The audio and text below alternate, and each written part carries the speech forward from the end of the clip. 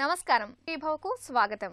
పాతికేళ్లకే పిడుగులా నెత్తిన విరుచుకుపడుతున్న బట్టతలపై తిరిగి జుట్టు మొలిపించే విప్లవాత్మక చికిత్స హెయిర్ ట్రాన్స్ప్లాంటేషన్ గురించిన ప్రత్యేక కథనంతో మీ ముందుకొస్తోంది నేటి సుఖీభవ. బట్టతల ఈ మాటే నేటి యువతరం పాలిట ఒక పిడుగుపాటు. ఒక్క యువతరాన్నే కాదు, ఈ బట్టతల మలివయసు వారిని సైతం కలవరపెడుతుందనే చెప్పుకోవాలి. గతి తప్పిన ఆహారం, శృతి మించిన బద్ధకం, తీవ్రమైన ఒత్తిళ్లు ఇవన్నీ కలగలిసి పాతికేళ్లకే బట్టతలను తెచ్చిపెడుతున్నాయి. శాపంలా వచ్చిపడే ఈ బట్టతల విషయంలో ఒకప్పుడైతే చేయడానికేమీ ఉండేది కాదు, విగ్గు పెట్టుకోవటం మినహా. కానీ నేడి బట్టతలను తాత్కాలికంగా నివారించే మందులే కాదు, బట్టతలపై తిరిగి శాశ్వతంగా జుట్టును మొలిపించే హెయిర్ ట్రాన్స్ప్లాంటేషన్ కూడా అందుబాటులోకి వచ్చింది. హెయిర్ ట్రాన్స్ప్లాంటేషన్ గురించిన ప్రత్యేక కథనాన్ని ఇప్పుడు చూద్దాం.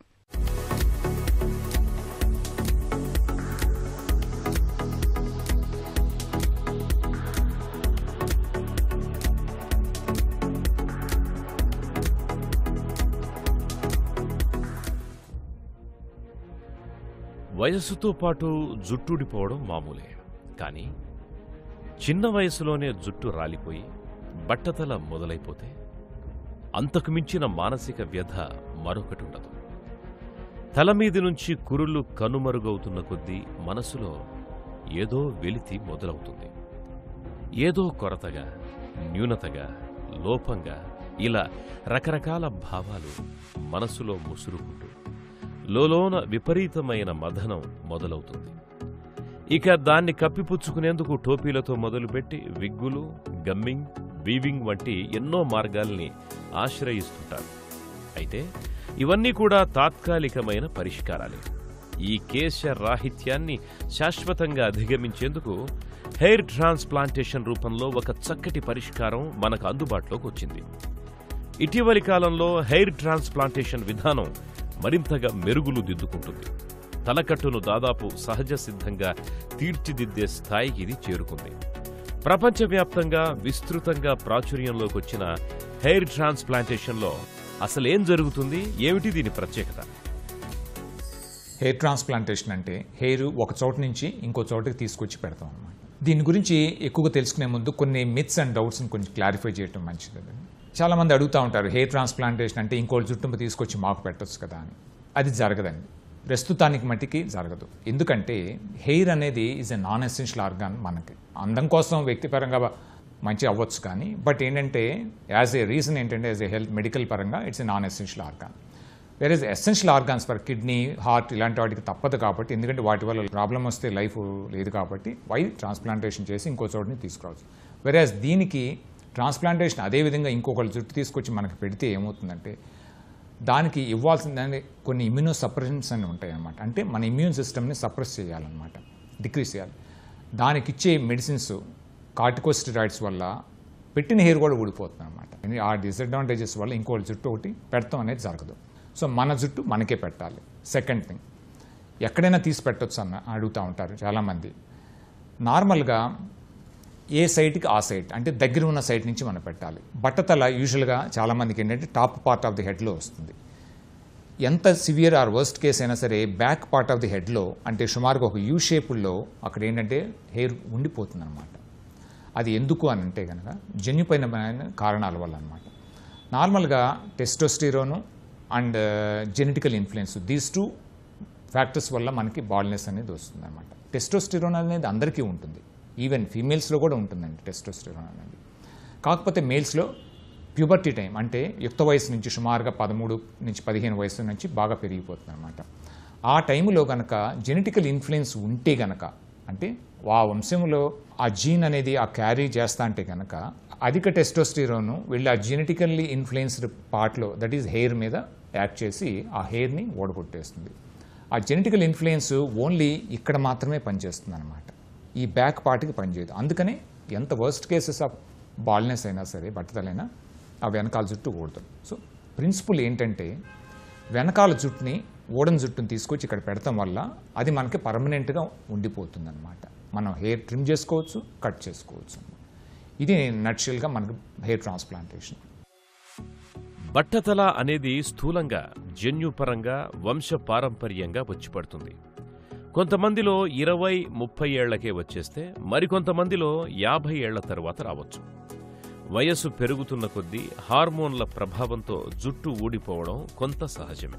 కానీ అనువంశికంగా బట్టతల వచ్చేవారిలో మాత్రం వెంట్రుకలు వేగంగా రాలిపోతూ బట్టతల త్వరగా వచ్చేస్తుంటుంది. బట్టతల విషయంలో ఎన్నో సిద్ధాంతాలున్నాయి.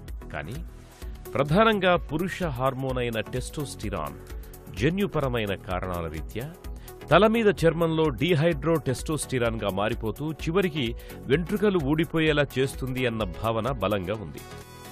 అందుకే సాధారణంగా యుక్త వయసులో ఒంట్లో టెస్టోస్టిరాన్ స్థాయి పెరుగుతుండే దశ నుంచే ఈ బట్టతల రావడం అన్నది మొదలవుతుంది.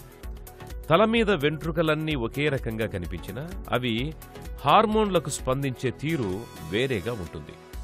ఈ హార్మోన్ ప్రభావం మాడు మీద, నుదురు దగ్గరి చర్మం మీద ఎక్కువగా ఉంటుంది. అందుకే ఎంత బట్టతల ఉన్నవారికైనా సరే వెనుక భాగంలోనూ తలకి ఇరువైపులా కొన్ని వెంట్రుకలు దట్టంగా మిగిలే ఉంటాయి.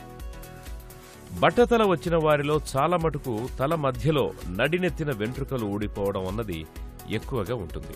మరికొంతమందిలో తలకు ముందు భాగంలో, నుదుటికి పక్క భాగాల్లో జుట్టు రాలిపోతుంటుంది.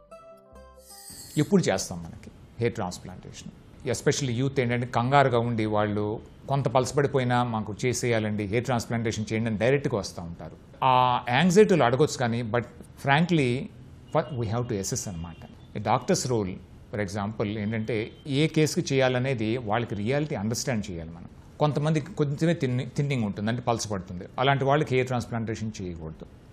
కొంతమంది బాగా థిన్నింగ్ ఉంటుంది, అలాంటి వాళ్ళకి hair medicines, other methods, for example platelet rich plasma nowadays ఏంటంటే సిగ్నిఫికెంట్ ఇంప్రూవ్మెంట్ వచ్చింది. అంటే అండర్స్టాండింగ్ ఆఫ్ ది మనకి physiology of the hair understand చేసుకోవటం వల్ల of late a type of medicines వాడటం వల్ల హెయిర్ ఇంప్రూవ్ అవుతుందో పెరుగుతున్నాయి అన్నమాట. అలాగే నాన్ సర్జికల్ మెథడ్స్ బాగా పెరుగుతున్నాయి హెయిర్తో, అంటే మెడిసిన్స్ తోటి, లోషన్స్ తోటి ఇంప్రూవ్ చేసే మెథడ్స్ అనమాట. బాగా పల్స్గా ఉండి వాళ్ళకి 6 months to 1 year ట్రీట్మెంట్ ఇచ్చినా కానీ వాళ్ళకి ఇంప్రూవ్ అవ్వట్లేదంటే ఎస్, హెయిర్ ట్రాన్స్ప్లాంటేషన్ చేయొచ్చు. రెండోది, ఆల్రెడీ కొంత బట్టతలు వచ్చి ఉంది. ఫర్ ఎగ్జాంపుల్ చాలామందికి బట్టతలు అనేది ఇక్కడ మొదలవుతుంది అనమాట, ఇక్కడను ఈ పై భాగంలో. ఈ 2 చోట్ల బాగా వచ్చేసింది, ఒక వెంట్రుక కూడా లేదు అంటే వాళ్ళకి చేయవచ్చు. ఇంకా యంగ్ పేషెంట్స్, కొంతమంది 20 ఏళ్లకే చాలా మట్టుకు ఊడిపోతూ ఉంటుంది, అటువంటి వాళ్ళకి చేయవచ్చు. సో ఈ విధంగా హెయిర్ ట్రాన్స్ప్లాంటేషన్ అనేది ఇనీషియల్గా ఒక హెయిర్ మెడిసిన్స్ను, లోషన్స్ కానీ, PRP కానీ ఇలాంటివి ఇచ్చి ట్రై చేసి ఒక 6 months or 1 year వరకు చూసి కొంతమందిలో బాగా బట్టలు ఉన్న వాళ్ళలో మొదటగానే చేసేయచ్చు అన్నమాట హెయిర్ ట్రాన్స్ప్లాంటేషన్. హెయిర్ ట్రాన్స్ప్లాంటేషన్ సర్జరీని ఎంతసేపు చేస్తారు, ఎన్ని సిట్టింగుల్లో చేస్తారు, మొదటి వివరాల గురించి ఇప్పుడు తెలుసుకుందాం.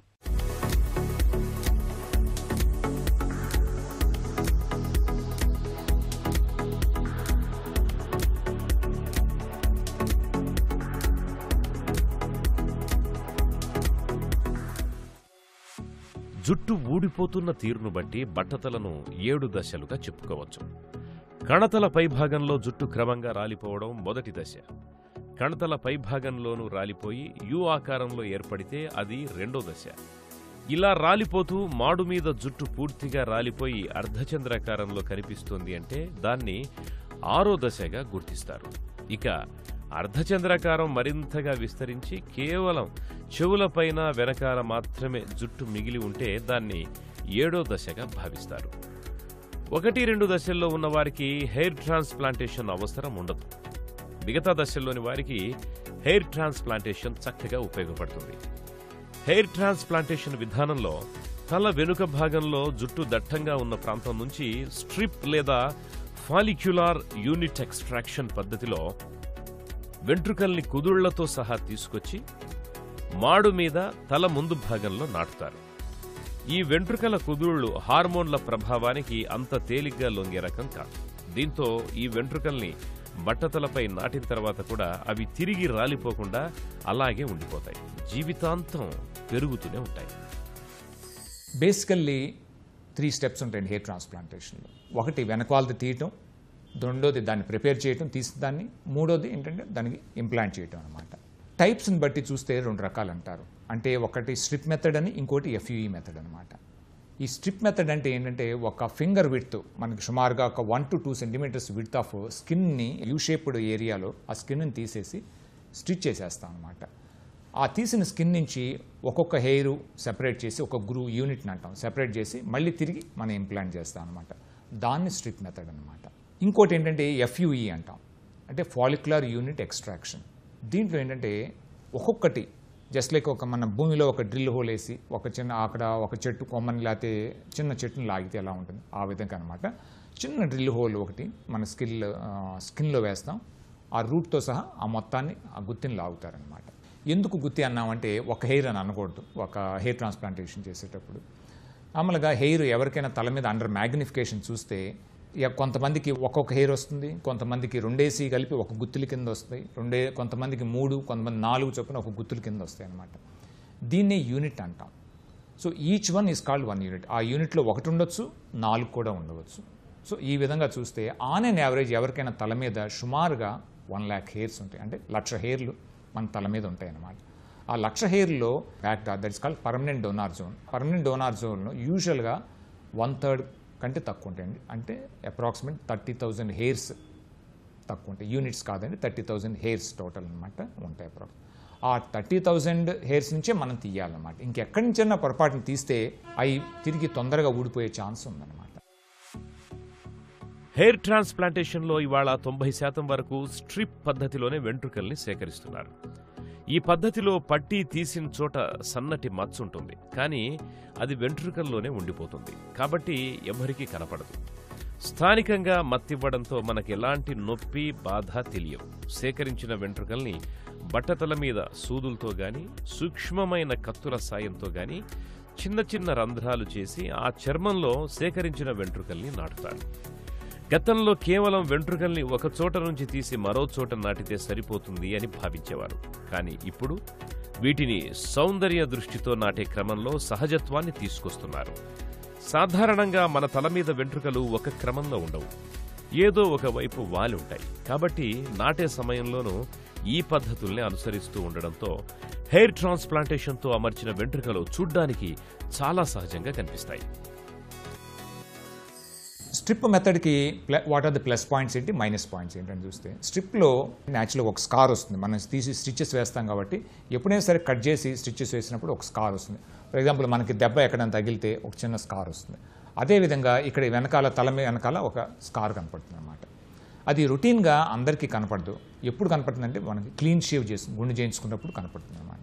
ఇంకొకటి ఏంటంటే కొంచెం రికవరీ టైం కొంచెం ఎక్కువ అవుతుంది, అంటే కంపేర్ టు మామూలు FUE కంటే కూడా దీని రికవరీ టైం కొంచెం little more delayed.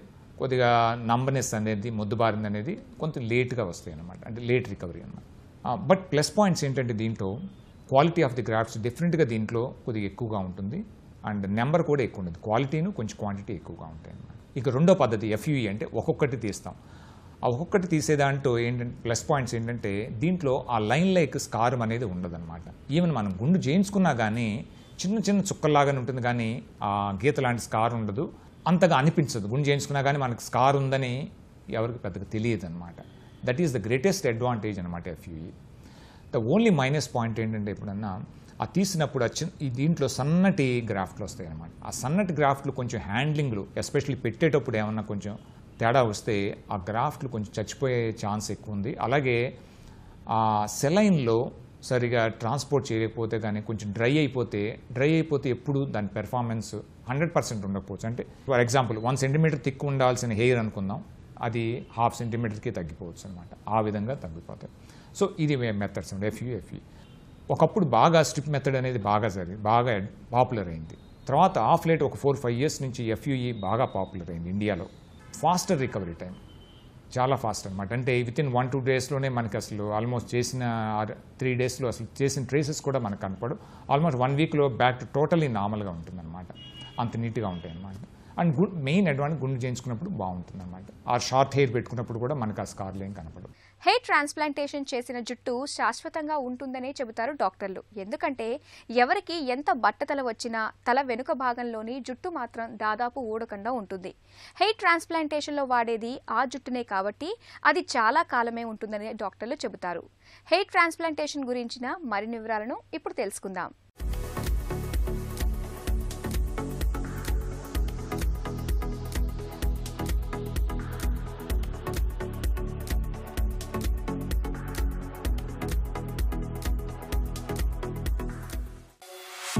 Hair transplantation బట్టతల బాధితులకు అందుబాటులో ఉన్న అత్యుత్తమమైన విప్లవాత్మకమైన విధానం.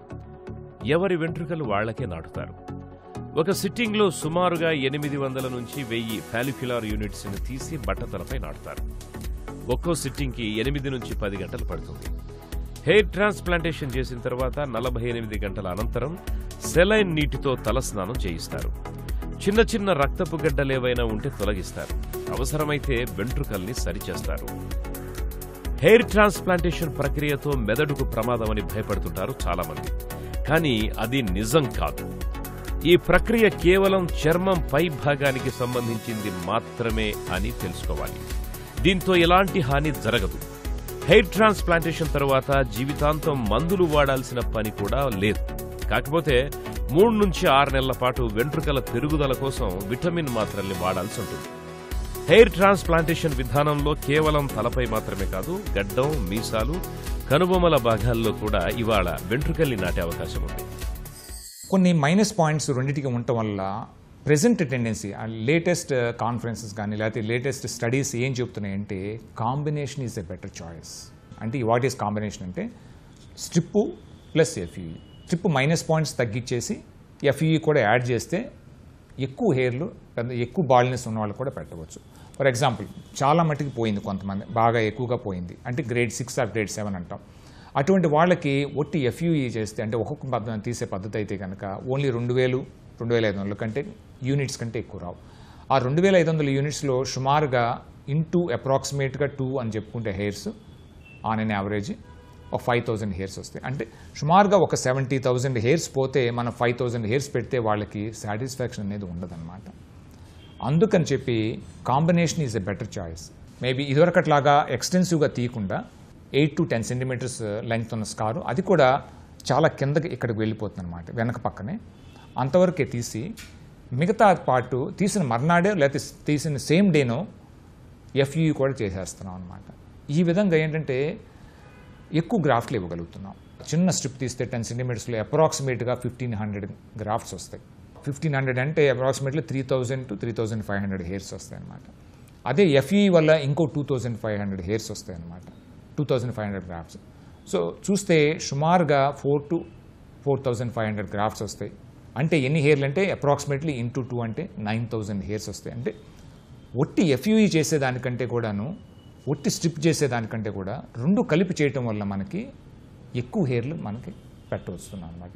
That is the greatest advantage of this combination method. Now all over most ప్లేసెస్లో either in the west or in India follow అవుతున్నారు. కొంతమంది స్టిల్ ఎఫ్యూఈ చేస్తూ ఉంటారు. బట్ ఎఫ్యూఈ ఎక్కువ ఎవరికి చేస్తూ ఉంటారంటే బాగా డెన్స్గా ఉండి ఎక్కువ ఊడలేదు, కొంచెం తక్కువ హెయిర్లే ఉండి అనుకునే వాళ్ళకి 1,000 గ్రాఫ్ట్స్ ఫర్ ఎగ్జాంపుల్ అనుకుంటే కనుక వాళ్ళకి పెట్టుకోవచ్చు.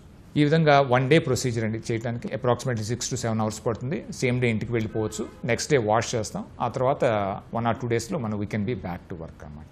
యూజువల్గా 99.99% కాంప్లికేషన్స్ అనేది ఏమి ఉండవు ఈ ప్రొసీజర్లో. రేర్గా ఎప్పుడన్నా ఏమొస్తాయంటే ఎక్కడన్నా స్కిన్ ప్యాచ్లు వస్తాయి అనమాట, ఎక్కడ జరగవచ్చు. ఎందుకు స్కిన్ ప్యాచ్లు లాగా నెక్రోసిస్ అంటే స్కిన్ కొల్లవచ్చు. ఎందుకు కుడుతుందంటే ఇన్అడ్వర్టెంట్ సపోజ్ ఎక్స్పీరియన్స్ ఏమైనా తక్కువ అయితే కనుక ఒకవేళ చేసే సర్జన్ వాళ్ళ టీముకి కానీ ఎక్సెసివ్ యూజ్ ఆఫ్ అంటే ఎడ్రిలిన్ అనే ఒక చిన్న బ్లడ్ వెసల్స్ని కన్సిడర్ చేసే ఏజెంట్ ఇస్తాం. అది బాగా ఎక్కువైతే కనుక ఆ స్కిన్ కొంచెం కుళ్ళే ఛాన్సులు ఉంటాయి అన్నమాట. అదేవిధంగా పెద్ద పెద్ద సైజు హోల్స్ వేసినా కానీ కొంచెం కుళ్ళే ఛాన్సులు ఉంటాయి అన్నమాట. యూజువల్గా ఈ హెయిర్ ట్రాన్స్ప్లాంటేషన్ అనేది ఒక డెర్మటాలజిస్ట్ కానీ ఒక ప్లాస్టిక్ సర్జన్ కానీ చేస్తే అండర్ దేర్ సూపర్విజన్ చేసుకుంటే మంచిదండి. And these are the guidelines prescribed nowadays during the recent times అన్నమాట. హెయిర్ ట్రాన్స్ప్లాంటేషన్ చేయించుకున్న తర్వాత మొదటి 2 వారాల నుంచి 2 నెలల వరకు కొంత మొత్తంలో వెంట్రుకలు రాలిపోతుంటాయి. ఈ దశలో చాలామంది హెయిర్ ట్రాన్స్ప్లాంటేషన్ విఫలమైందని భయపడుతుంటారు. నిజానికి వెంట్రుక కుదురు లోపలే ఉంటుంది కాబట్టి జుట్టు రాలిపోవడం గురించి ఆందోళన చెందాల్సిన పని లేదు. బట్టతలపై నాటిన వెంట్రుకలు పూర్తిగా స్థిరపడిన తర్వాత అవి ఒత్తుగా పెరగడం ప్రారంభిస్తాయి. దీంతో ట్రాన్స్ప్లాంటేషన్ చేసిన 6 నుంచి 9 నెలల్లోపు బట్టతలపై జుట్టు పూర్తిగా ఒత్తుగా వచ్చేస్తుంది. అయితే హెయిర్ ట్రాన్స్ప్లాంటేషన్ ప్రక్రియ అందరికీ పనికిరాదు. ముఖ్యంగా 20 ఏళ్లలోపు వారికి, జుట్టు అంతగా ఓడిపోని వారికి, అప్పుడప్పుడే బట్టతల మొదలైన వారికి, చుండ్రు ఇతర అనారోగ్య కారణాలతో వెంట్రుకలు రాలిపోయిన వారికి హెయిర్ ట్రాన్స్ప్లాంటేషన్ని వెంటనే చెయ్యరు. ముందు అసలు జుట్టెందుకు రాలిపోతుంది అన్నదాన్ని గుర్తించి ఇతరత్ర సమస్యలేమీ లేవని, అది బట్టతలే అని నిర్ధారణకొచ్చిన తరువాతే హెయిర్ ట్రాన్స్ప్లాంటేషన్ను సిఫారసు చేస్తారు. బట్టతలపై జుట్టును తిరిగి మొలిపించే విప్లవాత్మక సర్జరీ హెయిర్ ట్రాన్స్ప్లాంటేషన్ గురించిన ప్రత్యేక కథనాన్ని చూసాం కదా. తిరిగి రేపటి సుఖీభవలో మళ్ళీ కలుసుకుందాం. సుఖీభవ కార్యక్రమానికి సంబంధించి మీ విలువైన సూచనలు, సలహాల్ని వెంటనే మాకు రాయండి. మా చిరునామా Sukhibhava, ETV, Ramoji film city, Hyderabad 501512 లేదా sukhibhava@etv.co.in కు మెయిల్ చేయండి. మీ ఆరోగ్య సంజీవని సుఖీభవ కార్యక్రమాన్ని ఇప్పుడు youtube.com/ETV ఆంధ్రప్రదేశ్ లింక్ ద్వారా కూడా వీక్షించండి.